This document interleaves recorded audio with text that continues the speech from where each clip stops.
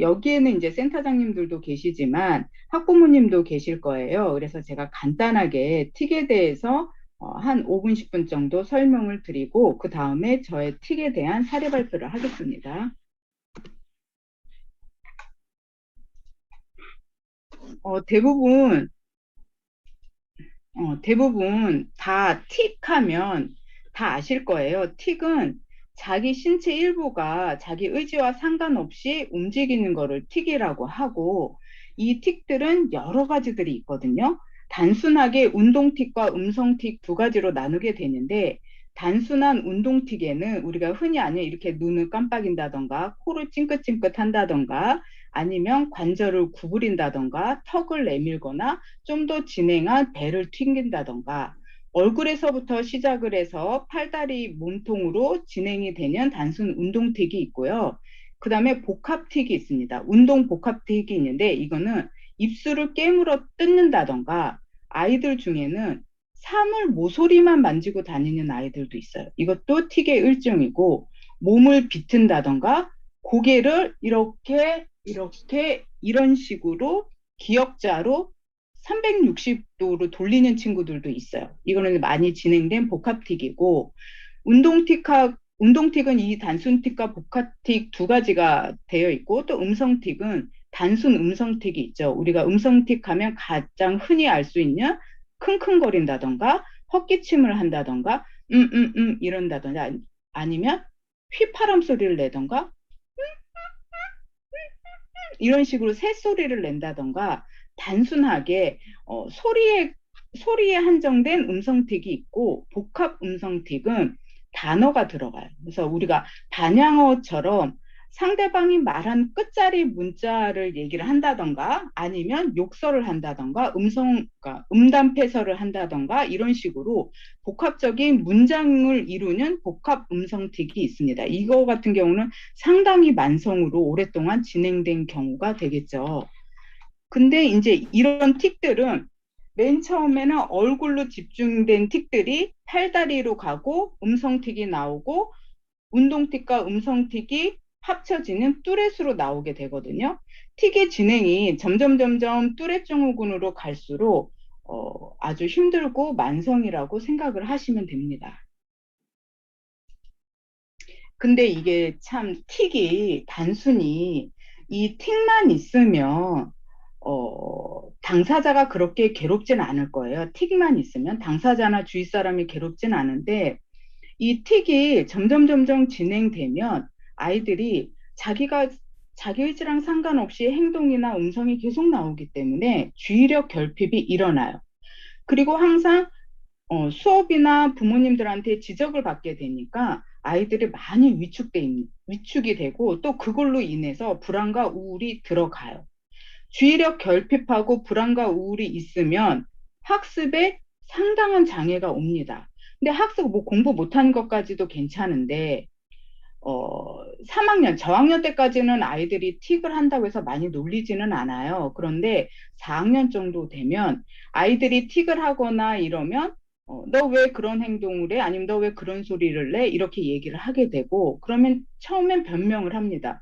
나 이거 감기 걸렸어. 나 이거 버릇이야. 뭐 이렇게 하다가 지속적으로 학교에서 선생님한테 지적을 당하고 친구들이 놀리고 이러면 위축되고 불안하고 우울한 상태에서 과잉 행동이 많이 나와요. 그래서 단순히 얼굴틱만 있는 친구들은 뭐 그렇지는 않지만 또래 증후군을 앓거나 복합틱을 하는 친구들은 대부분 과잉 행동 장애 약을 복용을 하고 센터에 오시더라고요.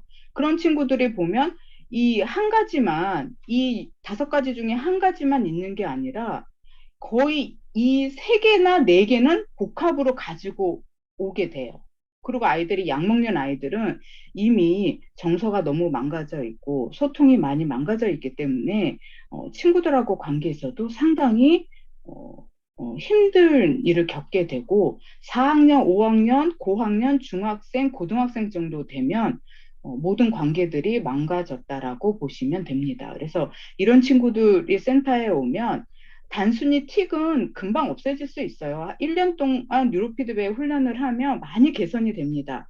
하지만 복합적인 이 나머지 뒤에 딸린 큰 복합적인 문제들은 틱을 개선하면서 같이 정서적인 문제도 반드시 들어가야만 아이들이 틱과 더불어 좀 성장할 수 있게 됩니다. 그러니까 제가 센터를 하면서 저희 센터에는 유난히 틱하는 친구들이 많이 와요. 그것도 단순히 얼굴에 집중된 단순 틱이 아니라 대부분 만성이나 복합이나 또래 증후군 아이들이 많이 왔었는데 그 친구들 보면 뇌기능 분석을 해보면 여기서 보시는 것 같이 대부분 긴장도가 일반인들의 3배, 4배, 5배, 6배까지도 올라갑니다. 긴장도가.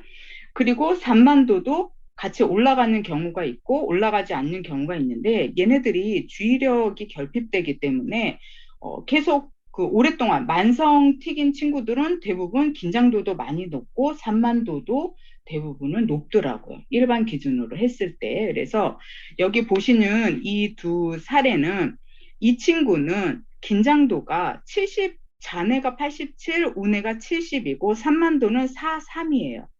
이 친구 같은 경우는 긴장도가 보통 발달장애 아이들을 뇌기능 분석을 해보면 긴장도가 40, 50대거든요. 그거보다 훨씬 높게 나오죠. 훨씬 높게. 이 친구 같은 경우에는 긴장도가 35, 25지만 이 정도 상대적으로 이 앞부분에 있는 친구보다는 낮지만 실은 이 친구보다 이 친구가 뚜레 이 친구는 뚜렛이라 이 앞에 있는 친구보다 틱이 더 만성이 진행된 친구거든요.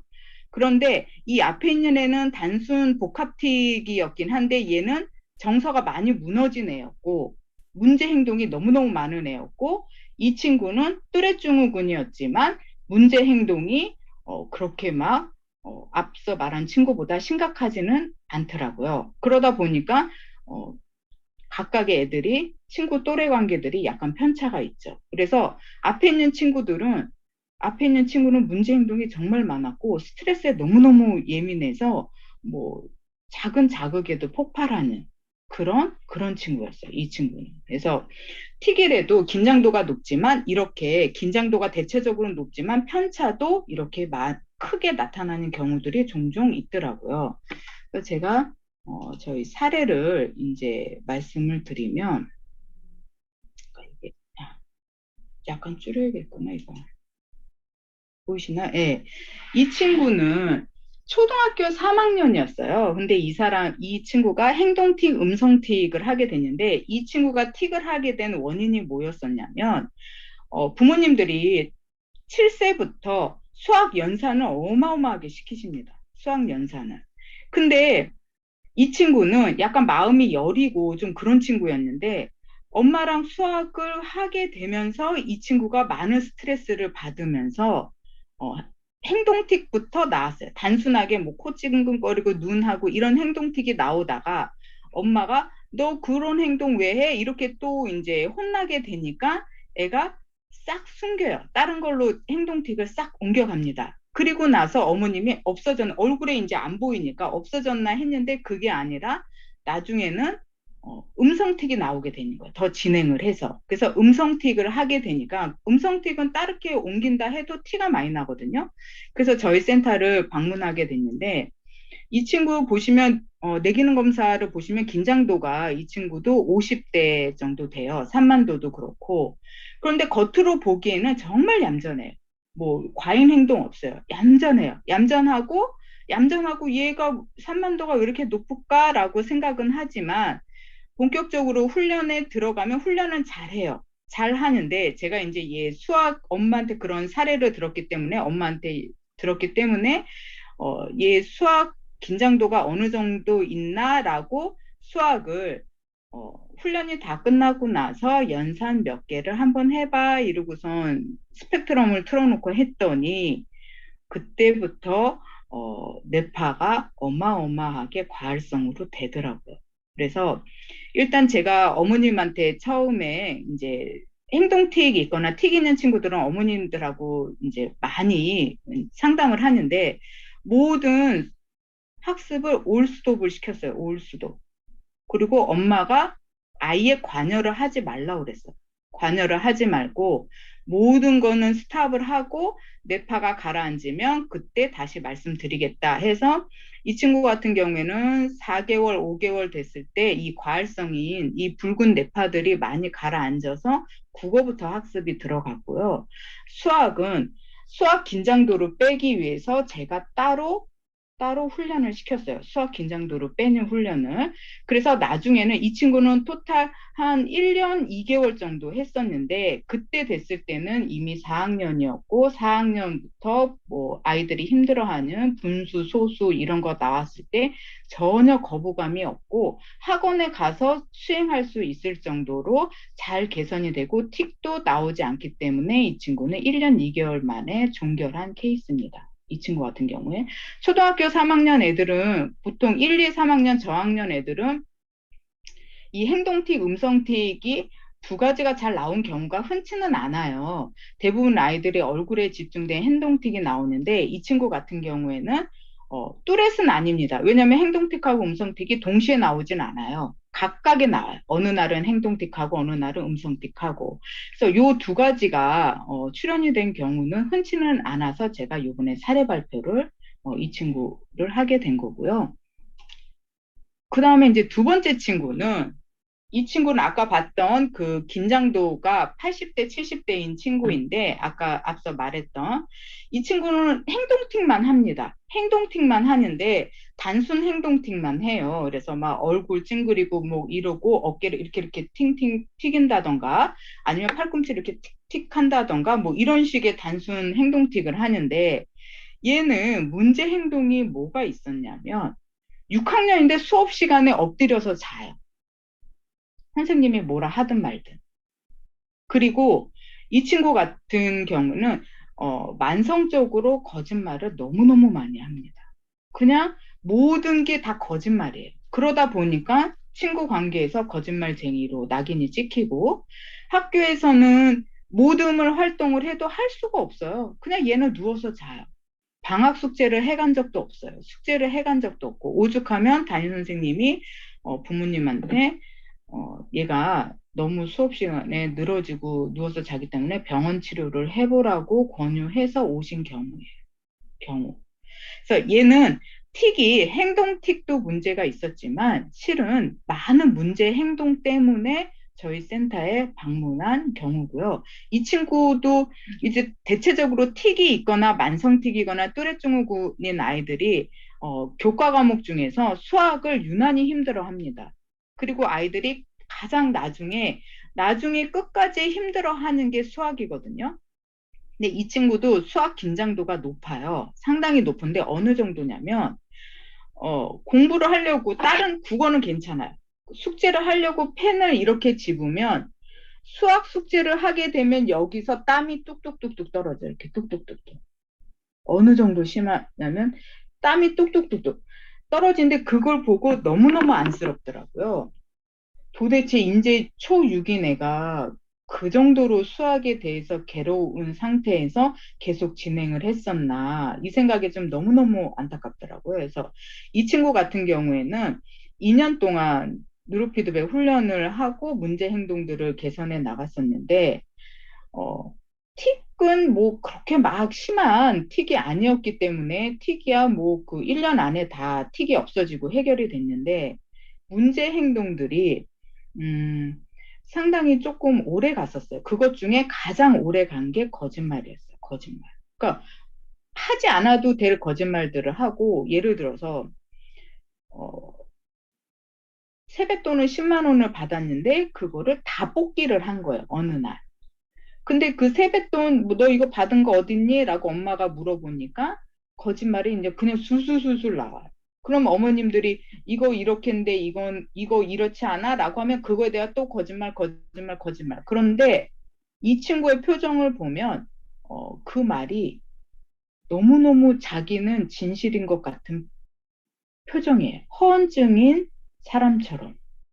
그래서 자기가 거짓말하고 이게 거짓말인지 아닌지도 분간이 안 되는 그런 상태였었고, 근데 이제 훈련을 시키게 되면 아이들이 뇌파, 과활성 뇌파가 싹 가라앉고, 그리고 얘한테는 뭐 어떠한 강화를 줬었냐면 저희가 뇌건강 2단계 훈련을 할 때 항상 두 번씩 했었어요. 왜냐면 긴장도가 너무너무 많았기 때문에 훈련 중에서도 뇌건강 2단계를 두 번씩 하는데 한 번은 그냥 하게 해요.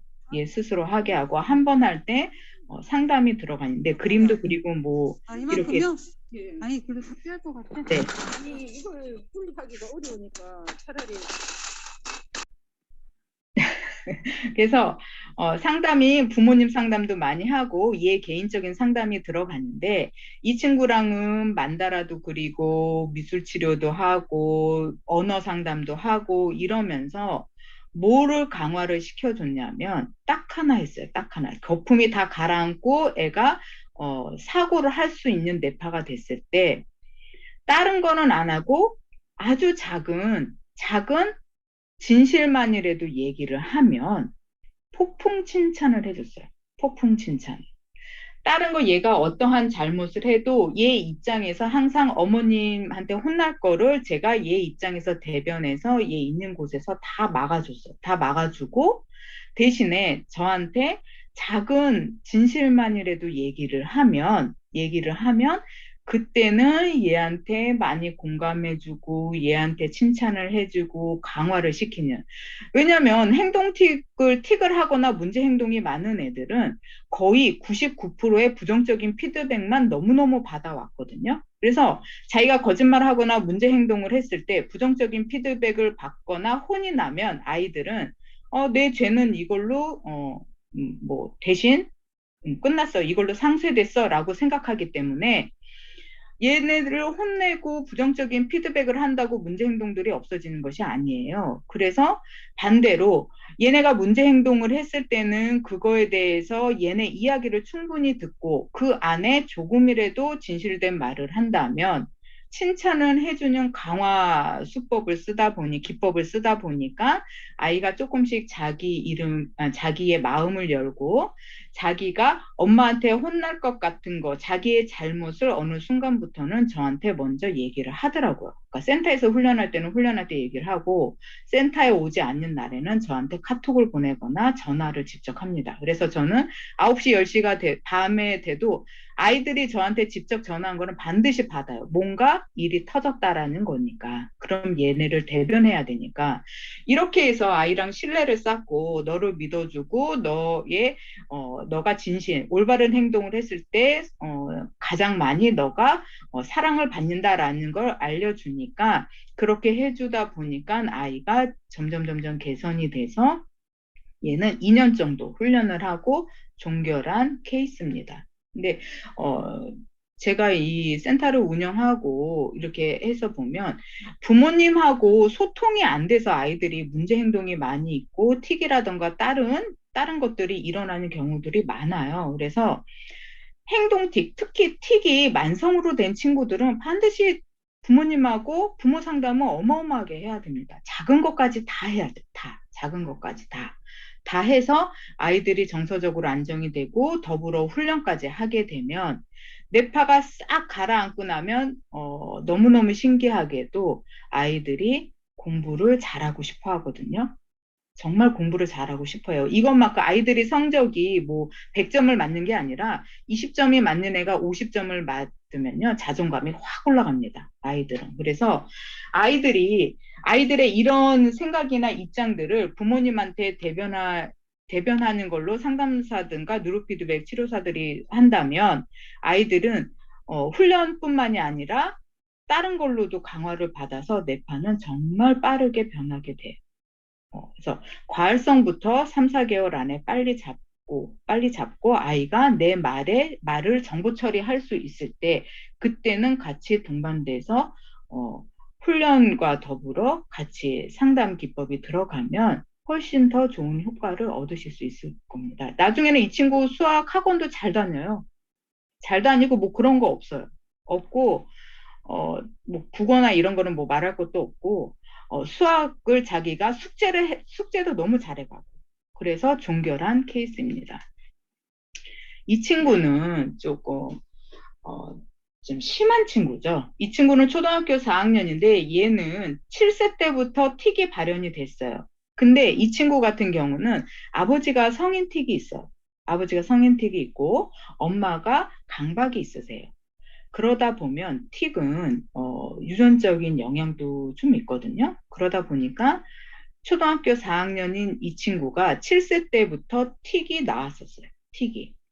틱이 나왔는데 이 틱이 7세 때부터 이제 틱이 올라왔는데 그때 이제 빨리 만났었더라면 되게 쉬웠을 텐데 이 친구는 저를 만났을 때는 이미 3년째 과잉 행동 장애 약을 먹고 있었고요. 그리고 이 친구는 그냥 틱이 아니라 뚜렛 증후군이에요.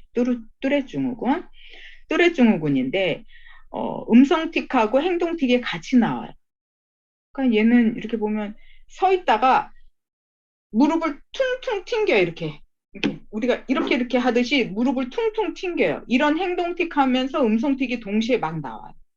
그러면서 어느 정도 이 친구는 또래 관계가 없이 그냥 엄마가 친구를 묶어줘야만 친구들이 노는데 어느 정도냐면 친구들이 놀다가 어떻게 하다 이렇게 툭 부딪힐 수 있잖아요. 그럼 얘는 바로 공격이에요. 저 친구가 자기를 공격했다라고 해서 바로 공격이에요. 바로 공격이고 과잉 행동이 어느 정도냐면 얘가 한번 화가 나면 어, 집에 있는 50인치 테레비도 다 부셨어요. 애가 4학년짜리가 그리고 자해 행동을 해요. 그래서 얘가 초등학교 4학년이긴 하지만 얘가 과잉 행동하고 자해를 했을 때 부모님이 얼마나 무서우셨겠어요. 뭐 어머니 덜덜덜덜 떨었죠. 근데 그런 행동들이 어, 좀 자주 있었고 또래 관계는 너무너무 안 됐었고 그래서 너무너무 힘들어 하셔서 오신 케이스였고 이 친구도 마찬가지예요. 이 친구 보면 이 친구도 긴장도가 아까보다 그렇게 많진 않죠. 그 걔보다 긴장도가 많지는 않은데 이 친구는 또 뭐냐면 동생들하고는 너무 잘 지내. 그러니까 또래하고는 안 되는데 동생들하고는 그러니까 초등학교 때 4학년인 애가 3학년하고 친구가 더 많아. 또래 관계는 없고. 근데 이 친구 같은 경우는 학교에서는 그렇게 막 이렇게 좀 뭐라 그래야 되나 막 심하게 아까 사례처럼 6학년짜리 애처럼 막 늘어진다던가 엎드려 있다던가 막 이런 행동이 있진 않아요. 다툼이 좀 많았었지 그런 행동이 그런 행동까지 가지는 않았어요. 이 친구는. 그래서 이 친구 같은 경우에도 똑같아요. 똑같이 이 뇌파, 그 과할성 뇌파부터 잡는 게 관건이었고, 제가 이제 다른 친구들은 안 하는데, 뚜레시거나 아주 깊은 만성 틱인 친구들한테는, 얘네들은 운동을 좀 체크를 합니다. 왜냐면, 틱은 면역이 떨어지거나 아니면 피곤하거나 이러면 더 많이 나와요. 더 많이 나오다 보니까 이 친구가 이때 수영을 하고 있었거든요. 그래서 수영을 어머님이랑 상의를 해서 수영을 하지 않도록 더군다나 겨울에는 절대 하지 않도록 말씀을 드렸고, 그래서 수영부터 끊었어요. 수영부터 끊고, 그리고 이제 수면 관리, 그 다음에 휴대폰 관리, 틱인, 만성 틱이거나 심한 또래 증후군인 친구들은 휴대폰에 많이 노출되면 틱이 저녁 때 엄청 나와요. 물론 오전보다는 애들이 피곤하기 때문에 저녁에 많이 나오는데 휴대폰을 많이 본 날은 더 많이 나와요. 왜냐면 휴대폰 많이 보고 아이들 한 6, 7시간 휴대폰 보고 뇌파 찍으면 베타가 과활성이 일어나잖아요. 베타 과활성이 일어나면 틱인 아이들은 틱이 많이 나오거든요. 그래서 얘 같은 경우는 이제 너무 심한 틱이라서, 휴대폰 관리를 좀 시켰고, 운동, 체육 관리를 좀 시켰고, 수면 시간 관리를 시켰어요. 그래서, 어, 이 친구가 아직도 다니고 있어요. 지금 6학년이고 내년이 중학생인데 지금은 학습 때문에 다니거든요. 틱은 나오진 않고 과잉행도 아예 없어요. 5학년 때는 음, 이 친구가 학급 회장까지 나갈 정도로 교우 관계도 좋아지고 이제 지금은 이제 다른 거는 다 좋아졌는데 단순히 이제 학습 때문에 지금은 다니고 있어요. 다니고 있는데 이 친구 같은 경우에는 어머님이 어머님하고 이 트러블이 많았기 때문에 어, 부모 교육을 정말 많이 했어요. 정말. 그러니까 이 친구 같은 경우는 1시간, 보통 45분이나 1시간 정도 아이들을 훈련을 하는데 그거 가지고 될 수가 없었고 이 친구는 1시간 반, 1시간 반 이상을 했던 것 같아요. 이 친구 같은 경우에. 그래서 어, 뚜렛 증후군의 이런 그 양상이나 약 이런 거는 이미 뭐 저기 1년이면 다 해결이 됩니다. 해결이 되고 문제 행동, 과잉 행동만 1년 넘게 한 1년 6개월 정도 걸린 것 같고요. 틱이라든지 뭐 이런 것들이 싹 들어갔다가 틱은 사라지는 게 아니라 단지 조절하는 거거든요. 조절하는 건데 들어갔다가 얘가 내년 중학교 가면서 갑자기 학습량이 많아지게 되니까 살짝 나오더라고요.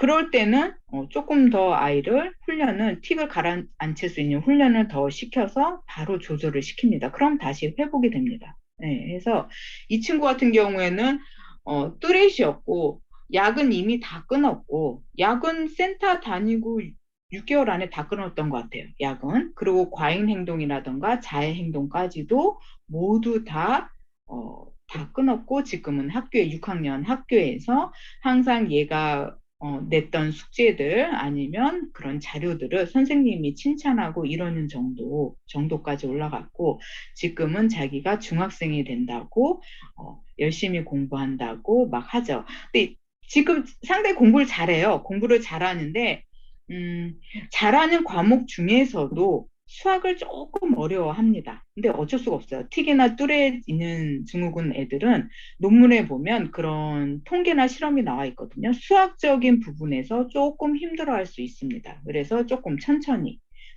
접근하고 있고 지금은 수학을 너가 노력한 거에 비해서 안 나오는 게 아니라 너는 천천히 가고 있다 이런 방향으로 아이한테 수학에 대한 강화를 하고 있습니다. 지금은. 그래서 이 친구 같은 경우는 아직도 다니는데 실은 형제가 같이 다녀요. 동생도 이제 틱이 있기 때문에 같이 다니는데 어, 상당히 아이가 진짜 180도 변한 케이스. 근데 어머님이 정말 많이 노력하셨어요. 어머님이 정말 많이 노력하셨어요. 잔소리를 엄마가 안 한다라는 건 너무너무 힘든 일이거든요. 근데 이 어머님이 강박이 있으시기 때문에 행동 규제가 너무너무 많았어요. 근데 그것부터 부모 교육을 통해서 어머님이 정말 많이 바뀌니 아이들은 훈련과 더불어 엄마의 바뀐 모습을 보고 많이 바뀌더라고요.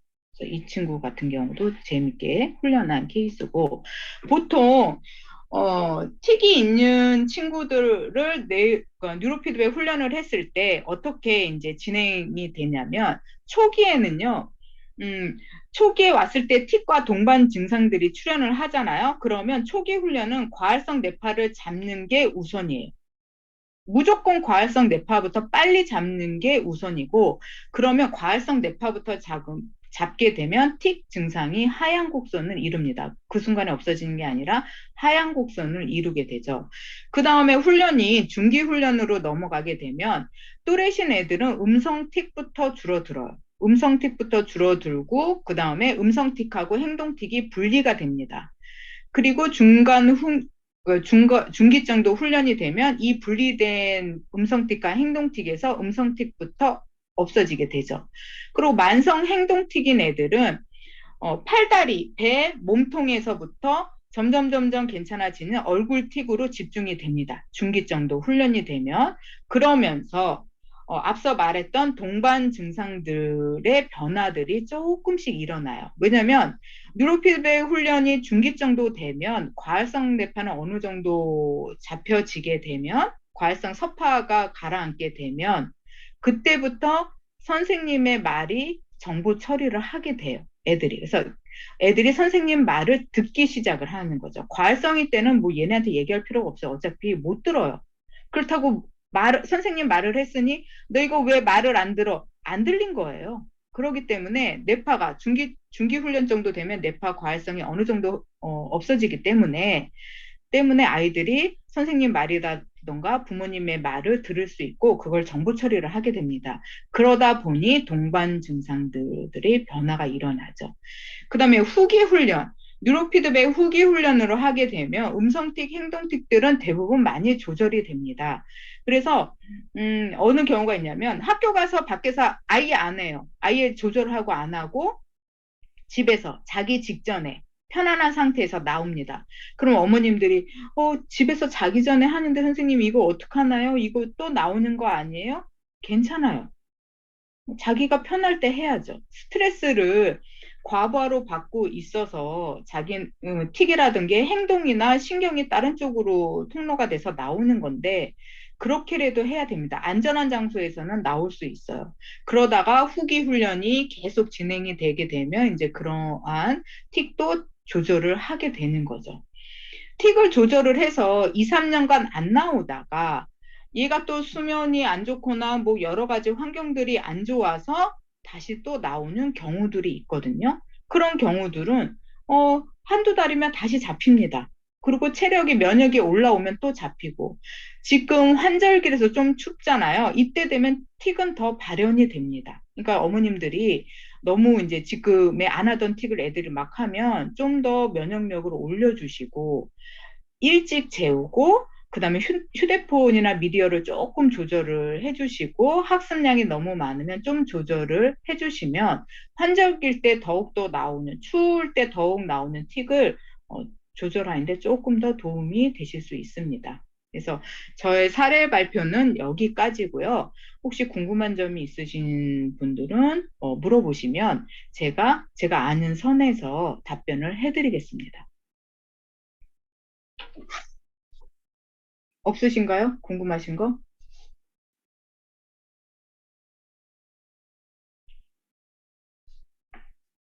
없으시면 제가 몇 가지들만 제가 한 뉴로피드백을 훈련을 아이들을 시킨 지 10년 정도 됐는데 이때 공통적으로 부모님들이 틱에 대해서 물어보는 것들이 있거든요. 그 부분들을 조금 설명을 해드릴까요? 중간에 궁금한 거 있으신 분들은 이제 물어보시고 아니면 제가 여지껏 했을 때 많은 질문들을 받았던 그 부분들을 말씀을 드릴게요. 예, 센터장님,